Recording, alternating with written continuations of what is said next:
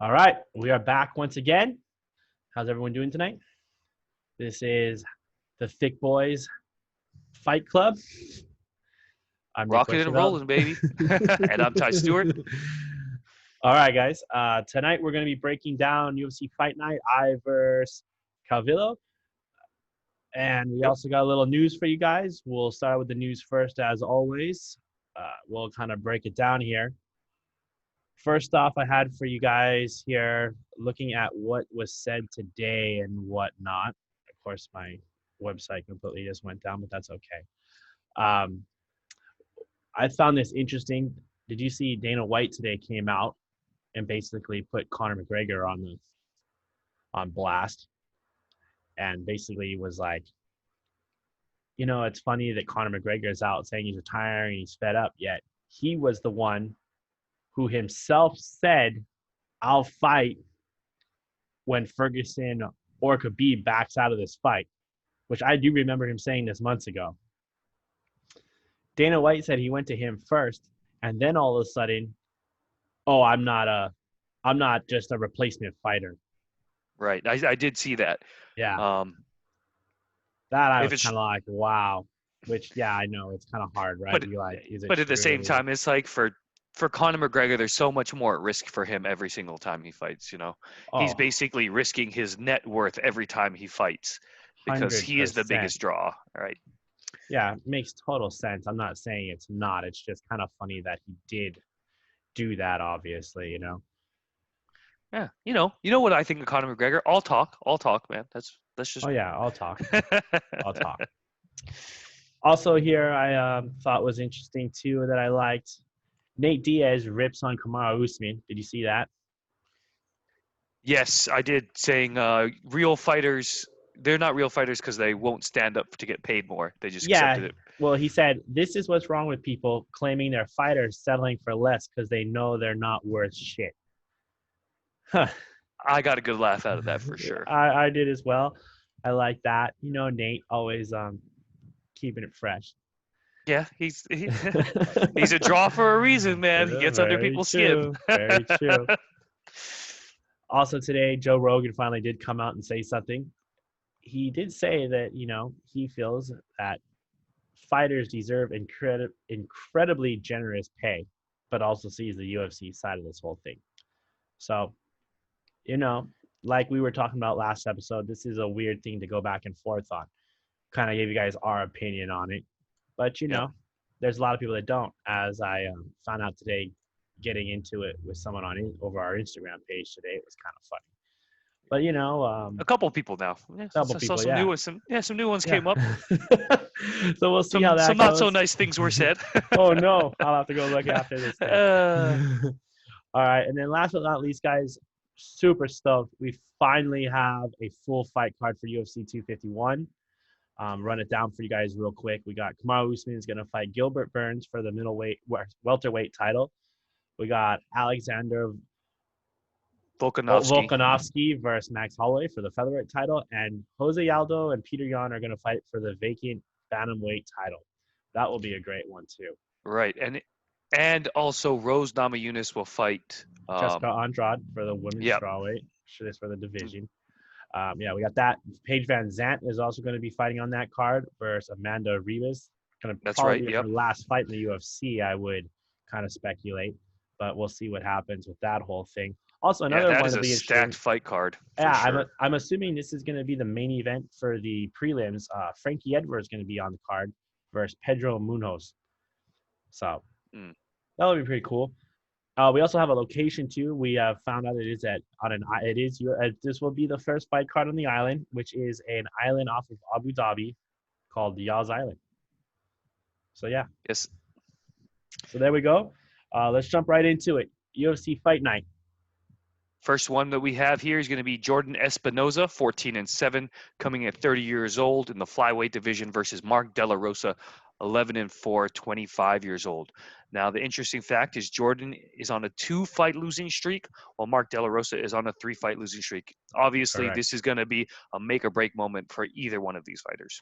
Either one, they're both kind of on their way either out the door or on their way to come back. That's why they're the first fight of a UFC Fight Night, obviously.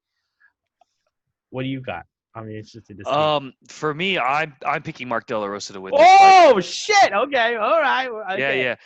I like Jordan Espinosa. He's a good fighter, but he just the last two fights, they were not competitive fights. Got taken down, submitted very quickly both times. One of them, I believe, he did get submitted off of the guy. He took the guy down or was on top, and he got submitted via triangle choke.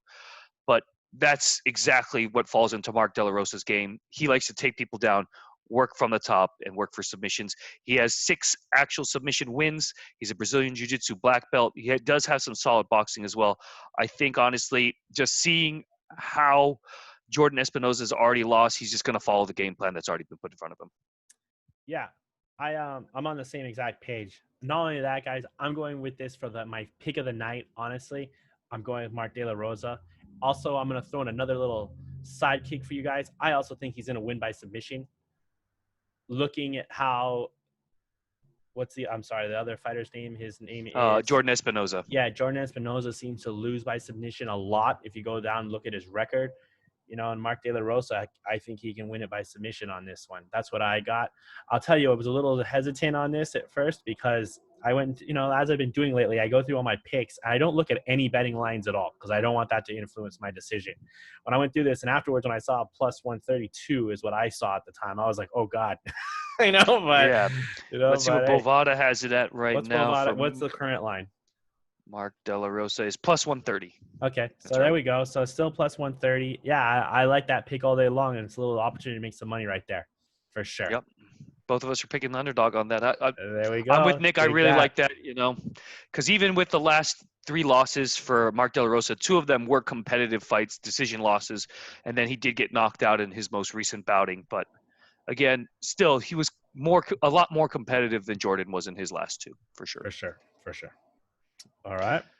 Next we have Andre Fili, 20-7, comes in at 29 years old, fighting in the featherweight division against Charles Jourdain, 10-2. Why don't you start us off? All right. Well, I'm going to go with Charles Jourdain, another underdog on this one. The reason I like him, this guy can TKO and he can submit guys. Either way.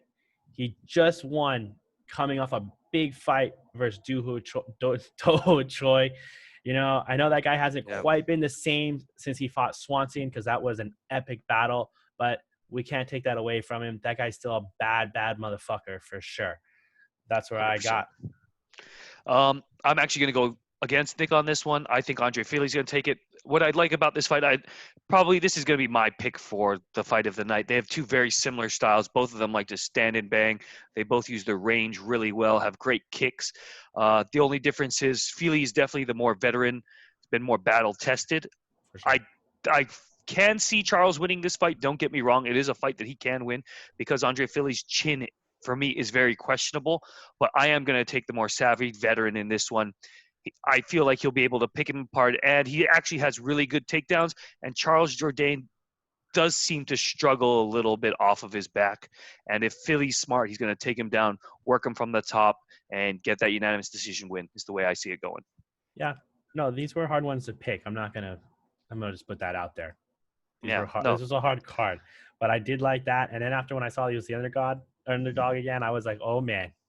Nick's going for it this week, We're guys. going dangerous. All right. Next up. These are going to be a little bit more difficult names to pronounce, but it's Merab Dashvili, coming in at 10-4, 29 years old, fighting in the bantamweight division against Ray Borg. You know what? This is my lock of the week, and I looked at the odds right before we did this. Okay. And so, knowing that I was already going to make this my lock of the week, he is like a minus 400 favorite. So I'm sorry, it's not like a real exciting pick for you. But Dashvili here, he is just a savage. He just goes in there with this insane cardio, breaks people's wills, takes them to that dark place, and guys I see them, they wilt. They go from trying to win a fight to just surviving. They're just trying not to lose. They become so much more defensive. They're defending the takedown. On top of that, he's a Matt Serra black belt. This guy is just going to work Ray Borg for 3 rounds. We saw Ray Borg in his last fight that I called that saying he would lose because if he couldn't get the takedown, he was going to get worked over, and that's exactly what's going to happen here. I don't foresee Ray Borg being able to take Marib down, and even if he does, Marib's going to get right back to his feet and then just put the pressure on. The only advantage I see Ray Borg having is in the striking department, but I don't think that's going to be enough to beat this guy. Well, ladies and gentlemen, we're going with Ray Borg tonight. That's what we're doing. Bro. We got 3 underdogs in a row. That's what we're going with. I know what you're saying, but if you look at these guys' stats next to each other, truly, I thought this fight was more of a pick'em than anything else, in my opinion. Looking at their stats and their records and who they beat, they basically have either beaten guys that the other guy had beat or vice versa, if you literally looked at it. I know it has to do with fighting styles and all that kind of stuff. We'll see what happens. Once again, I was kind of like, Ray Borg, I know it's kind of And then when, after I can tell you this, after I saw the betting line like that, plus 300, I would go for it all day. Yeah, well, Nick, seeing how you picked Ray Borg last time and he lost, I'm really hoping that maybe, this guy pulls it through for you. You're taking another shot on the guy. I hope so. I said, man, I really, watching the tape on that Dashavuli kid, though, just a freaking savage, man. It's going to be a good fight to watch. It's going to be a wrestling clinic. You're going to be watching both these guys shooting for takedowns because it's going to be who gets on top and controls the fight. That's who's going to win. All right. Okay. So then go on. Oh, and then so our next fight is the one that we've actually broken down before, and we're just doing a repeat because the fight, Nick here said it got canceled due to the weight cutting issue for Carl Robertson, 8-1-1, 32 years old, fighting at middleweight against Marvin Vettori, 14-4-1, who coming in at 26 years old. Why don't you go first, Nick? Who did I pick last time? You picked Marvin Vettori. Okay, and I picked Marvin Vettori again. For the same reasons then. Staying true. Staying true. Wasn't sure. I thought that's what I did. I wasn't sure. I was almost going to go back and look at the tape. I think Robertson had a bad weight cut that last time. So that already is telling me he's on a little bad. He has a weight cutting issue, apparently. We're not that far off. So, yeah, they had their little scuffle and talk shit at the hotel and everything. I think that just adds even more fuel to the fire of this whole thing. Vettori was the one that went after Robertson. I love it. You go watch the video footage of Vettori. He's a real bad man. I like it. I like it a lot. Oh, man, Nick and I are just not on the same page today besides our first pick because I'm sticking with what I picked last time, and I picked Carl Robertson to win this fight. I like Marvin Vettori. He's a very exciting fighter. He's got that bulldog approach, likes to get right up in the guy's face, just bully them around the cage, beat them up. But as we saw when he fought against Adesanya, and given that is the best guy at middleweight, that's not some bum or anything like that. He does seem to struggle with more technical strikers because he is a kickboxer. He's a good kickboxer. But like I said, he's more aggressive. He likes to just wing punches in there, use his power, where Carl Robertson has that one-punch knockout power. He used some nasty elbows on Glover Teixeira, almost knocked him out, on a short notice fight. Just got a little over-eager there, got taken down, and then, Glover does what he does best, pounds you out, and then submits you. It's exactly what he did to Robertson. But what I like about Robertson watching more of his tape was that he likes to stay on the outside, picks his shot, very technical, and I think that's going to be a problem for Marvin. If this stays on his feet, I'm going Carl. Marvin can win if he does shoot for the takedown and just basically takes Carl where he's not as comfortable. Yeah. But I don't foresee that happening. I'm picking Carl to win this fight by another unanimous decision win. Okay. What's the current odds on that? The odds on that one, I believe, are much closer. Never mind. Marvin Vettori is a minus 225, and Carl Robertson's plus 175. So I'm picking the underdog in this one. There you go. All right. And then last up, we got the main card of the night. Yep. Jessica Eye, 15-7-1, coming in at 33 years old. They're fighting at the flyweight division versus Cynthia Calvillo, 8-1-1, 32 years old. I'll break this one down first. I'm picking Eye to win this one. She's got some good solid leg kicks, body kicks, kind of like more of a basic boxer when it comes up to her stand-up for the most part. She does do a good job of pressuring people, and the further the fight goes, she seems to gain more speed or, really starts going. She's a slow starter for sure, but she has some really good knees in the clinch. She's strong there. She likes to go for the takedown. But what I really like about her is how she utilizes her jabs, attacks the body, the legs, is not just headhunting out there. And I do think that she is going to work over Cynthia. Cynthia's great. She's definitely the faster of the two. She likes to stay on the outside, covers her distance well. But we also did see against her last opponent, Marina Rodriguez, she does struggle blocking those leg kicks, and that's something Jessica Eye is very good at. And I think that is going to be a huge factor in this fight, honestly. Yeah, I'm going with Jessica Eye as well. So we finally agree on something again. You know, she took a couple of those years off, but she's come back very strong since coming off the loss. I mean, her only loss is to Shevchenko, so you can't really doubt her there. Yes, I mean, I'm basically on the same page as you. I think Eye is going to work this girl over for 5 rounds. I don't think it's going to be anything maybe too impressive per se, but definitely unanimous decision coming out of what I feel. Yeah, and we also have to remember too that she's actually coming down a weight division for this fight. She was, when she fought Shevchenko, was in the bantamweight division. Now she's fighting at flyweight, and I just foresee she is 2 inches taller. It's not a huge height discrepancy, but I do believe she's going to be the much bigger fighter on fight day. Well, yeah, she's coming down weight, and Calvillo already missed weight at this weight on her last fight. Yeah, she does seem to have a weight cutting issue. Definitely. Calvillo for sure. So, okay, well, very good. You know, I like this for the fans, for you guys, so you kind of see both sides of it here. Because I'll be honest with you, I had actually a really hard time picking this one. I was either way on a lot of these cards.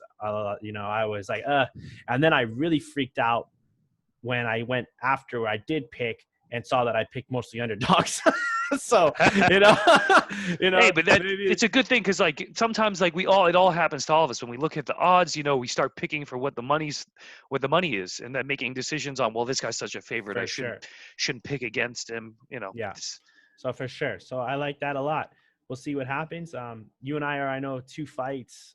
A little 2 fight difference. Nick, I believe right it's now, right? 4. I'm up. Nick is 14-10 overall, so 14 right, 10 wrong. I'm 12-12, going at batting at a 50% average, but that is a two correct pick difference between the two of us. So I'm either gonna really pull ahead of you during this, or you're gonna pull ahead of me during this. What could happen.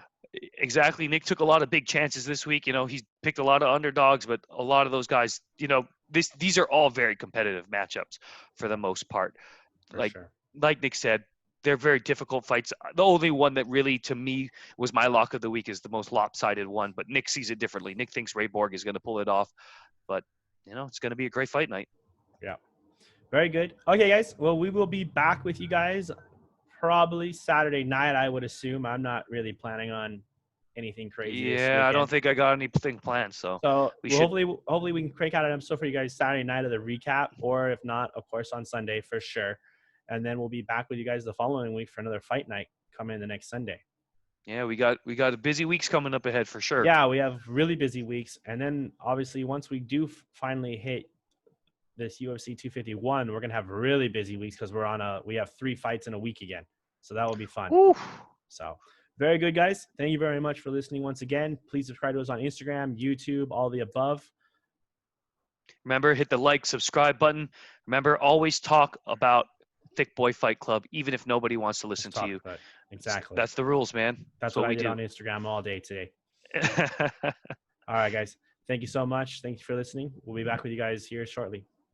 All right. Have a good one. Peace.